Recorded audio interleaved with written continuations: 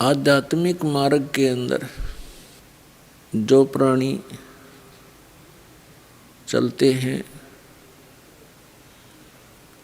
वो बहुत ही पुण्यकर्मी प्राणी होते हैं।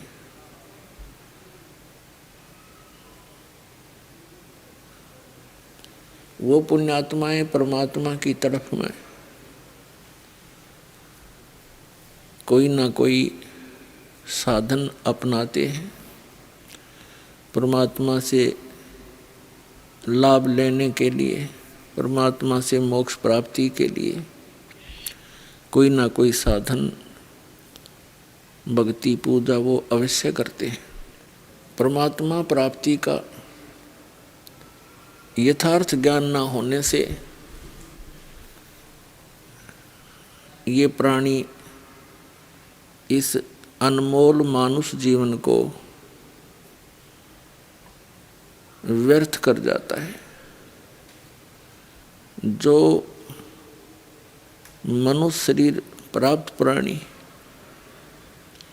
भक्ति नहीं करते वो तो जीवन व्यर्थ कर ही रहे हैं, साथ में उन पुण्यात्माओं का भी जीवन नाश हो रहा है जो तत्व ज्ञानहीन संतों के पास जाकर दीक्षित हो चुके हैं और उनको परम संत मान कर उनके द्वारा बताई गई भक्ति विधि को शास्त्र अनुकूल समझकर मानकर उन पर वो पूर्ण रूप से समर्पित है। पुण्यात्माओं, भक्ति मार्ग, मार्ग मीन वे, रास्ता, भक्ति का रास्ता, मार्ग, ये परमात्मा तक पहुंचाने वाला होता है, इसलिए इसको भक्ति का मार्ग पंथ कहते हैं। और इसी के नाम से, मार्ग के नाम से बहुत से पंथ बने हुए हैं, यानी कि वो परमात्मा का यथार्थ ज्ञान बता रहे हैं, सही मार्ग दर्शन कर रहे हैं।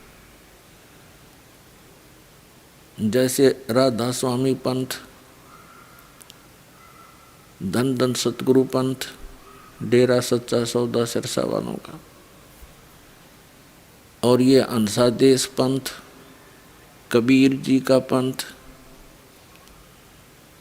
निरंकारी पंथ, ये ब्रह्मा कुमारी पंथ, और भी सैकड़ों की संख्या में पंथ बने हुए हैं। पंथ का अर्थ होता है पथ, मार्ग, रास्ता। तो पुण्यात्माओं,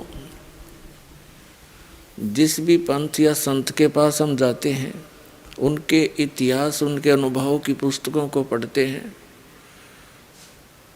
तो प्रत्येक ने अपना ज्ञान भी भिन्न बताया है और पूजा की भक्ति भी लगभग भिन्न ही बताते हैं। और जिस भी संत से पूछा जाता है कि परम संत, तत्वदर्शी संत की क्या पहचान होती है, तो ये पंथ के प्रमुख, पंथ के ये संत कहते हैं कि जो तत्वदर्शी संत होता है वो शास्त्र अनुकूल साधना बताता है। शास्त्रों में लिखे हुए सभी ज्ञान को प्रदान करता है, वही ज्ञान प्रदान करता है और वही साधना भक्ति की प्रदान करता है। ये बिल्कुल सही है कि तत्वदर्शी संत जो होगा वो शास्त्रों के अनुकूल ही साधना बताएगा, क्योंकि हमारे सदग्रंथ एक भक्ति मार्ग का सिलेबस है, पाठ्यक्रम है।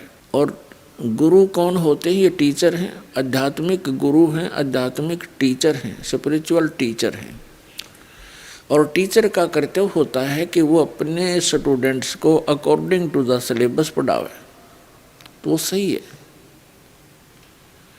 इस दास ने इन सभी पंथों को खूब खंगाल कर देखा, खूब टटोला इनकी भक्ति और इनके ज्ञान को। आज तक दास ने जिनके भी इतिहास पढ़े हैं, इनकी अनुभव पढ़े हैं, किसी का भी ज्ञान और किसी की भी साधना सद्ग्रंथों के अनुकूल नहीं है। इससे सिद्ध है कि ये टीचर नहीं है, इनका मार्ग, इनका पंथ ठीक नहीं है। इन्होंने सद्ग्रंथों का आधार मानकर सद्ग्रंथों के विपरीत ज्ञान बताया है। तो अब पुण्यात्माओं से मुझ दास का निवेदन है कि आप जी सभी कुमार्ग पर जा रहे हो और आप जी को चाहिए कि आप इस दास के वचनों पर पुनर्विचार करें। मुझ दास के इस प्रयत्न को आलोचना ना समझे। ये एक महापरोपकार का कार्य है जो कभी किसी युग में ही ऐसा कोई संत आता है जो सच्ची कहता है। 600 वर्ष पहले परमेश्वर स्वयं आए थे कबीर जी काशी बनारस में। उन्होंने ये सच्चा ज्ञान हमारे हित में कहा था, लेकिन इन नकली गुरुओं ने, संतों ने, आचार्यों और शंकराचार्यों ने उस यथार्थ ज्ञान को हम तक आने नहीं दिया और परमेश्वर कबीर जी का बहुत विरोध करा दिया। उनको बहुत यातनाएं दी, परंतु वो परमात्मा थे। वो किसी भी उनके प्रयत्न से मारे नहीं गए, बहुत जुल्म किए उन्होंने। और परमात्मा कबीर जी कहा करते थे कि ये सभी संत और ये आचार्य और शंकराचार्य तुम्हें मिसगाइड किए हुए हैं, ये शास्त्रों को नहीं जानते। लेकिन ये बात उस समय हमारे गले उतरी नहीं, क्योंकि हमारे जो धर्मगुरु थे वो ये कह दिया करते थे कि कबीर जी शिक्षित नहीं है, ये तो धानक जाति में, जुलाहा जाति में प्रगट है। और उस समय केवल शास्त्रों को पढ़ने का अधिकार केवल एक ब्राह्मण वर्ग को था और सभी सद्ग्रंथ संस्कृत भाषा में लिपिबद्ध थे। तो उस समय इन नकली गुरुओं की, आचार्यों और शंकराचार्यों और मंडलेश्वरों की यह दाल गल गई इस पॉइंट पर कि कबीर जी अशिक्षित हैं, ये सद्ग्रंथों को नहीं जानते, ये पढ़े ही नहीं है।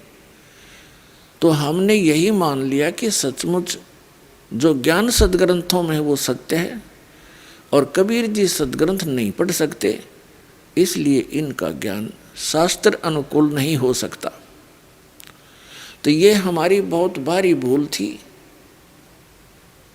ज्ञान कोई अक्षर ज्ञान से नहीं होता। अक्षर ज्ञान तो एक भाषा विशेष का ही होता है और भाषा का कार्य है अपने विचारों को दूसरे तक पहुंचाना। वो किसी भी भाषा में हो, वो यथार्थ ज्ञान हो, चाहे वो संस्कृत भाषा में हो, चाहे वो इंग्लिश लैंग्वेज में हो, चाहे वो पंजाबी में हो या अपनी मातृभाषा या लोकल क्षेत्रीय भाषा में हो, ज्ञान श्रेष्ठ हो। तो परमेश्वर कबीर जी ने एक सिंपल लैंग्वेज में, एक साधारण भाषा में वही सद्ग्रंथों वाला यथार्थ ज्ञान बोला था, जिसको जन साधारण आसानी से समझ सकता है। वो ज्ञान आदरणीय धर्मदास साहिब जी ने परम पूज्य कबीर परमेश्वर जी के द्वारा बोले गए ज्ञान को लिपिबद्ध किया था, जो आज हमारे पास कबीर सागर, कबीर साखियों, कबीर बीजक, कबीर दोहावली, कबीर शब्दावली आदि के नाम से कई ग्रंथ उपलब्ध हैं। और उनके अंदर परमात्मा ने वही ज्ञान वर्णित किया है जो हमारे पवित्र वेदों में, पवित्र पुराणों में, पवित्र श्रीमद् भगवत गीता, बाइबल और कुरान में जो आज विद्यमान है।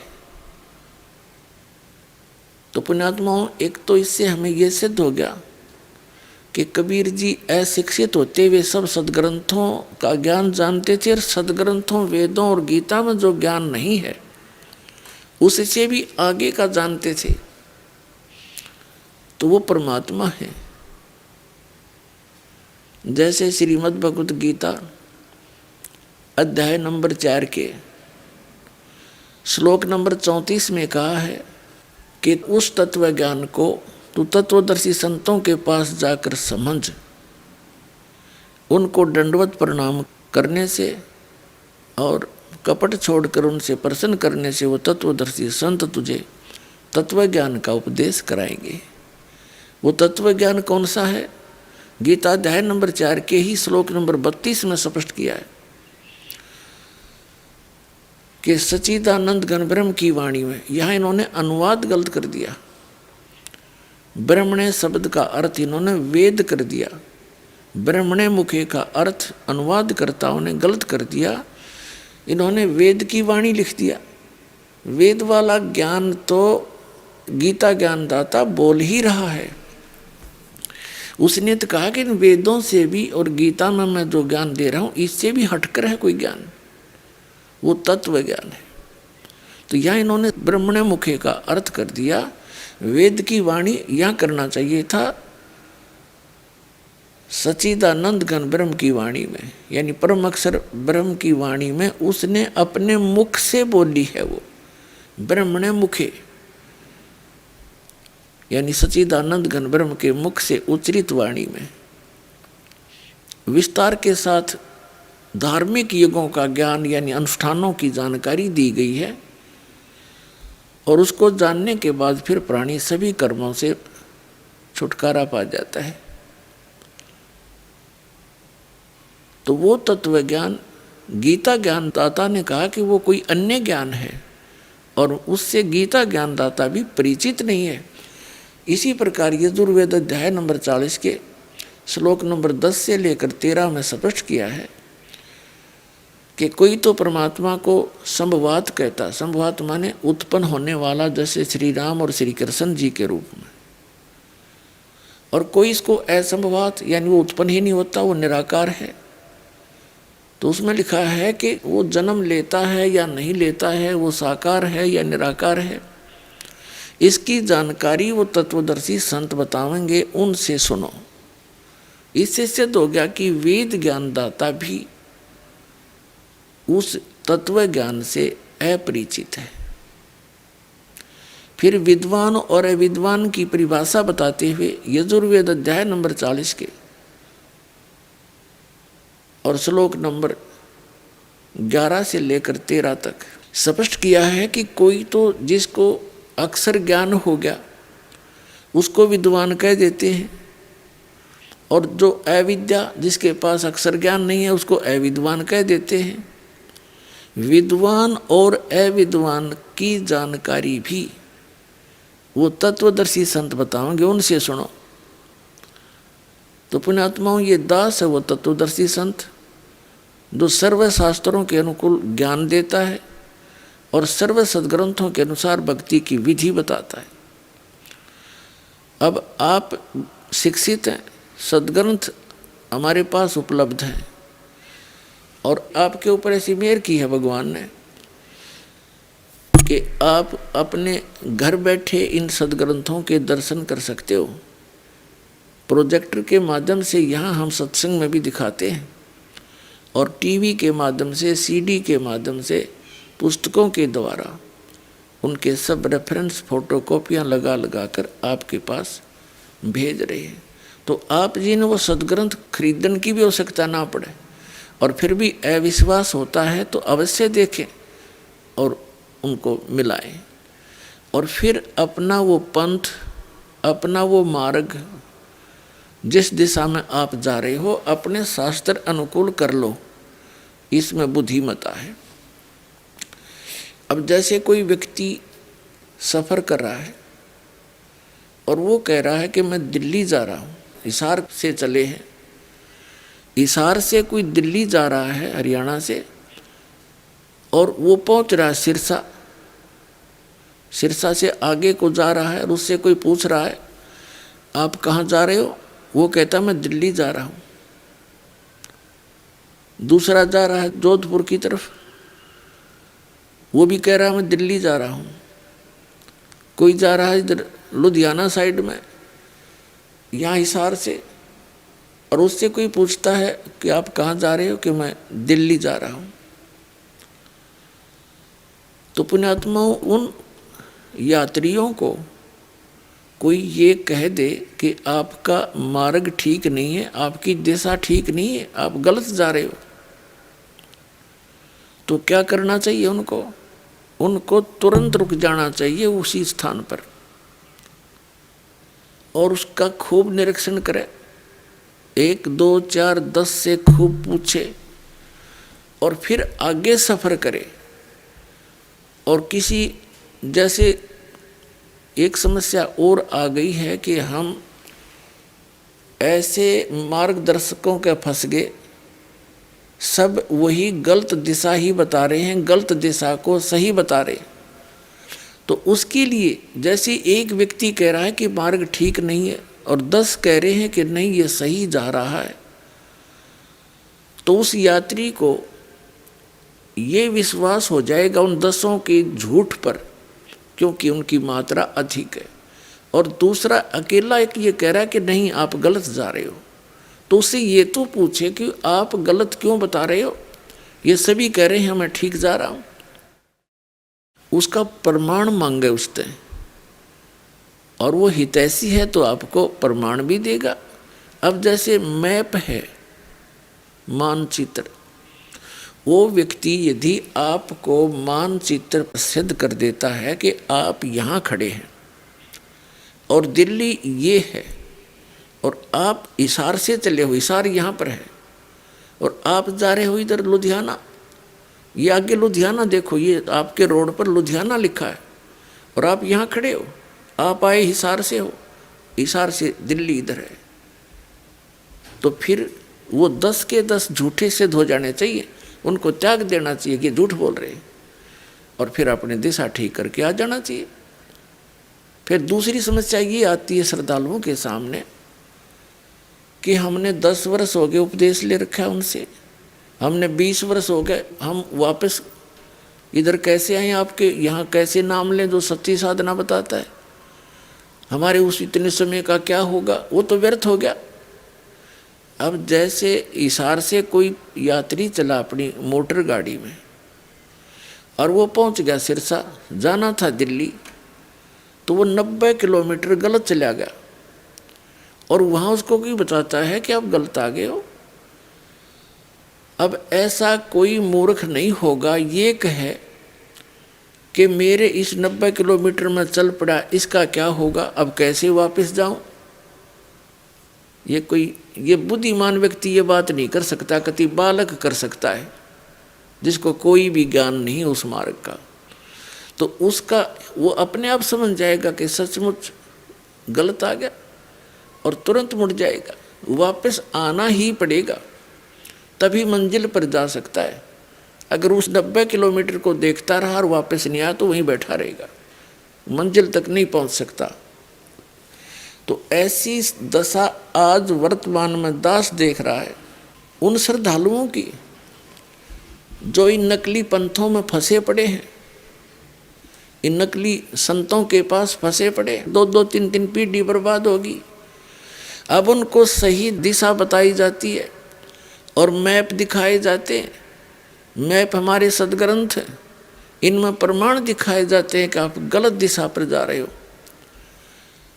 तो उनको विश्वास नहीं हो रहा और उनकी झूठों पर, निराधार बातों पर बिल्कुल विश्वास किए बैठे हैं, समर्पित हैं, क्योंकि वहाँ जितना भी उनका ग्रुप बन गया है, कोई भी इन पंथों का जो दास ने नाम लिया है, जैसे राधा स्वामी पंथ, जय गुरुदेव पंथ, ये निरंकारी पंथ, हंसा देश वालों का पंथ, ये बाल योगेश्वर जी और ये बाल भगवान कहे श्री सतपाल जी, हंसराज जी इनके पिताजी थे, इनका पंथ, और निरंकारी पंथ, ब्रह्मा कुमारी पंथ, ये जितने भी संत हैं, इनके लाखों की संख्या में अनुयायी, करोड़ों की संख्या में, और वो आपस में ही डिस्कस करते हैं और अपने ही गुरु से पूछते हैं।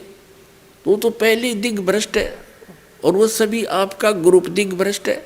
उन्हीं से पूछकर आप कैसे सही दिशा पकड़ सकते हो? दास प्रत्येक को कह रहा है कि आपकी दिशा गलत है, आपका वे ऑफ वर्शिप, पूजा का मार्ग गलत है, और प्रमाण दिखा रहा है कि देखो मैप ये बता रहा है। तो कम से कम इन प्रमाणों को देखकर आप जी को चाहिए कि अपनी दिशा बदलें, और जो दास के पास वो उपलब्ध है सच्चा भक्ति मार्ग और सच्ची साधना जो हमारे सदग्रंथों में प्रमाणित है, उसको ग्रहण करो।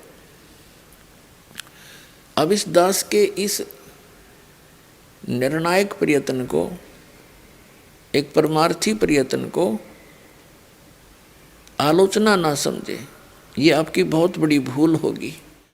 जैसे ये नकली नोट छापे जाते हैं, कोई निकम्मे टाइप के लोग दुनिया को ठगने के लिए नकली नोट बना देते हैं, छाप देते हैं 1000 का, 500 का, 100 का, जैसे भी, और सरकार उनको पकड़ती है, पकड़ के फिर कैसे निर्णय बताती है, दोनों असली और नकली, ओरिजिनल एंड डुप्लीकेट, दोनों को समाचार पत्रों के माध्यम से, टेलीविज़न यानी इलेक्ट्रॉनिक मीडिया के माध्यम से निर्णय करके बताते हैं कि डुप्लीकेट में ये डिफेक्ट है, ये त्रुटि है, ओरिजिनल ऐसा होता है। तो सरकार आलोचना नहीं कर रही थी, बहुत बड़ा परोपकार किया, ना लाखों लोग ठगे जाते, गरीब आदमी मारे जाते। तो ये दास बस इतना ही कर रहा है, अपने सदग्रंथ दिखाता हूँ कि ये ओरिजिनल है और ये अनुभव इन संतों का है, ये ज्ञान है, ये इनसे मेल नहीं खाता, ये डुप्लीकेट है, और ये संत भी डुप्लीकेट है, इनको त्याग दो, ओरिजिनल नोट ग्रहण करो। तो क्या ऐसा मूर्ख कोई होगा? सामने देखकर तुरंत तरफ जाना चाहिए, फिर भी उनका कोई जू नहीं रेंग रही है, तो उन्होंने भांग पी रखी है इस अज्ञान की। अज्ञान का नशा उनका इतना हो गया है कि उनको ये समझ में नहीं आ रहा कि मैं क्या कह रहा हूँ, ये दास कह रहा है, और फिर भी उनसे चिपके बैठे हैं, उस गलत नोट को सीने से लगाए बैठे हैं। उसको फेंक और तुरंत ओरिजिनल बढ़िया ग्रहण करे। आगे पीछे जो हुआ सो हुआ, आगे तो बच जाओगे।